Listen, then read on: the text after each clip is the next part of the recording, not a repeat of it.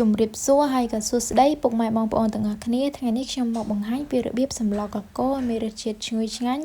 សម្លជាមួយនឹងត្រីអណ្ដែងហើយក៏បន្ថែមជាមួយនឹងសាច់ជ្រូក3ជាន់ផងដែរ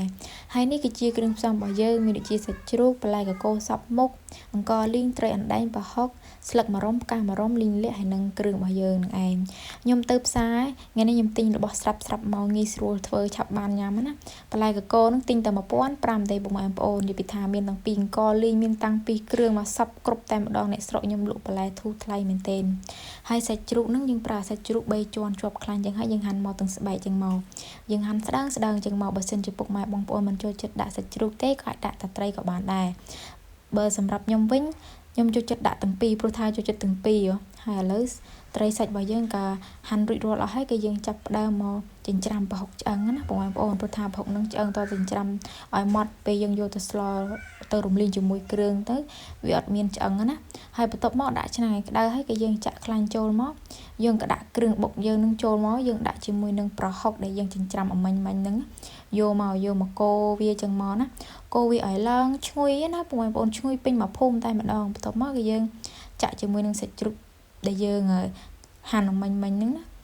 យកមកកកូរចុះកកូរឡើងហើយក៏ខ្ញុំបន្ថែមទឹកចំនួន1វែកដែរដើម្បីលំងាស់វាតិចអញ្ចឹងណាហើយបន្ទាប់មកខ្ញុំដាក់ជាមួយនឹងត្រីអណ្ដែងចូលមកកកូរវាតិចមកយើងកុំកូរវាខ្លាំងពេកតែកាលណាយើងកូរវាខ្លាំងពេកវាឆាប់បែកអញ្ចឹងយើងកូរវាតិចមកថ្នមតែម្ដងបន្ទាប់មកក៏ខ្ញុំគ្របវាមកពុះហើយក៏ខ្ញុំចាប់ផ្ដើមស្រង់ត្រីនឹងចេញព្រោះថាខ្ញុំខ្លាចបែកសាច់ត្រីទៅវាអត់ឆ្ងាញ់អញ្ចឹងហើយខ្ញុំស្រង់ត្រីទុកមួយឡែកបន្ទាប់មកបានខ្ញុំយកបន្លែកកូរនឹងយកមកក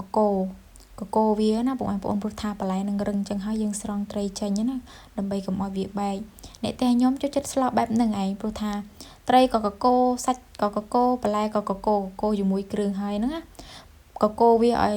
មកសពប់ពីសពប់ហើយក៏ខ្ញុំចាប់ផ្ដើមចាក់ទឹកណាចាក់ទឹកហ្នឹង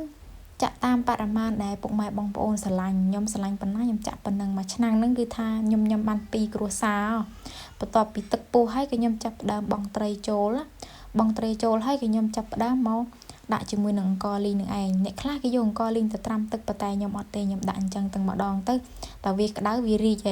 ហើយយើងក៏បង់គ្រឿងមកបង់ដូចជាអំបិលស្ករប៊ីចេងភ្លក់មើលមកល្មមឆ្ងាញ់សពគ្រប់អស់ហើយមកត្រូវចិត្តខ្លួនឯងហើយក៏យើងដាក់ជាមួយនឹងលឹកម្រុំផ្កាម្រុំចូលមកកូរវាតិចមកសពប់ពីសពប់មកយើងក៏បង់ជាមួយនឹងលីងលាក់ហើយឆ្អិនហើយបងប្អូននិយាយពីថាឈ្ងុយខ្លាំងមែនតើឈ្ងុយអស់មកភូមិតែម្ដងណាសម្លមួយមុខនេះគឺ favorite អ្នកផ្ទះខ្ញុំខ្លាំងមែនតើគឺគាត់ចូលចិត្តខ្លាំងណាស់មួយមិនទាន់ស្លោឆ្អិនផងអ្នកនោះសុំម្នាក់ម្ចានអស់បាត់ហើយឥឡូវវីដេអូនេះខ្ញុំសូមចប់តែប៉ុណ្ណេះចាំជួបគ្នានៅវីដេអូក្រោយណាហើយកុំភ្លេចជួយ follow page អូនម្នាក់មួយផងណា